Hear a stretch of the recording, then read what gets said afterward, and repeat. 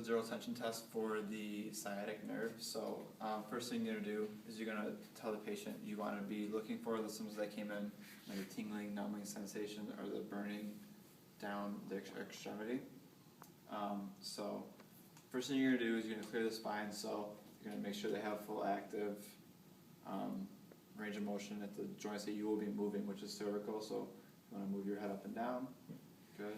You want to touch and down. Good. Lean back. Look up the ceiling. Chest back. Good.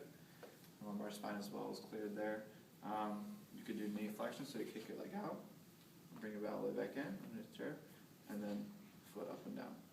So once you cleared all of the movements you're going to be facilitating, then you can start the test.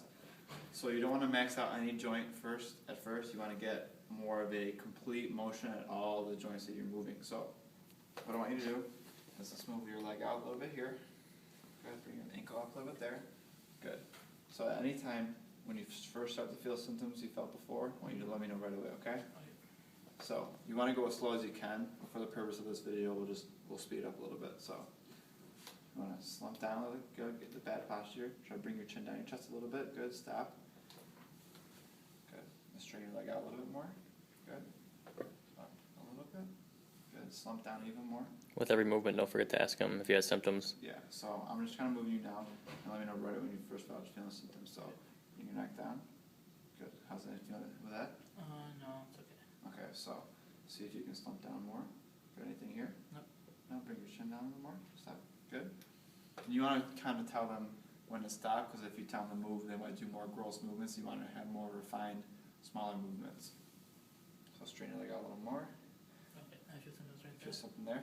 Okay, so once they're in the symptoms, you want to see if they're moving, if it's able to move cranially or caudally, and then where the restrictions are. Before you do that, if you want to ask him to describe the symptoms, because one thing you're wondering is if it's could be muscular or it could be the nerve. And so if it's muscular, you can always just do, or if you suspect that it's muscular, you can do contract, relax, stretching to lengthen the muscle, and then try it again. Mm-hmm. So where do you feel your symptoms?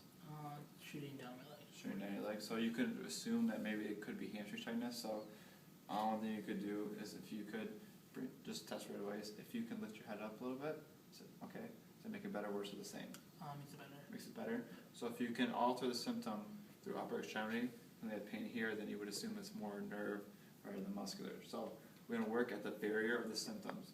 So we're going to start off. We're going to see if he has cranial movement. So what we're going to be doing is you're out of symptoms now, right? Mm-hmm. So you're going to try to elicit a little more. So bring yourself a little bit towards me. Good. Good. And can you bring your better, worse, the same with that? It's about the same. The same. So if you could bring your toe up a little bit.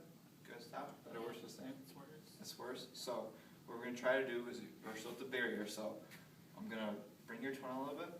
Better, worse, the same. A little better. A little better. So then you're going to see if you release it there, it's able to move cranially. So we're going to bring it up again. So bring your chin down a little bit. Good. Stop. Good. Better, worse, or the same. Worse.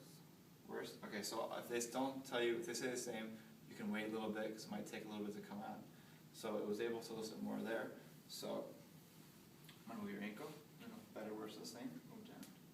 Good. Better, worse, or the same. Better. Better. Okay.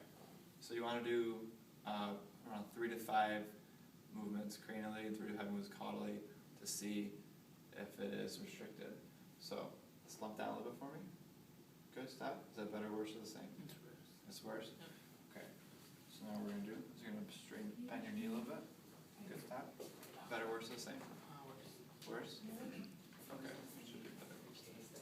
Oh, I mean better. Better. Okay. So that's 5. So now we're going to check if it's moving caudally. So you're out of symptoms right now, right? Yes. So what we're going to do is we're going to bring your chin down a little bit. Good. Better, worse, or the same? Worse. Worse? Okay. So we're going to release it. So straighten your back a little bit. Stop. Better, worse, or the same? About the same. About the same? Alright, so we're going to try to get them out. So bring your chin up a little bit. Better, worse, or the same? That's better? Okay. So now we're trying to elicit it down here. So bring your toe up. A little bit. Stop. Better, worse, or the same? It's about the same. About the same? Okay, so bring your whole ankle up a little bit. Stop. Better, worse, or the same? That's worse. That's worse? Okay, so now we're going to try to release it up here. So little bit? Good, better, worse, or the same? Worse. Better. Better. Okay, good. So we're gonna do 5 times of that, so you can move either lumbar, thoracic, or cervical. Try to lose it there. So you try to do 3 to 5 of each movement. Okay.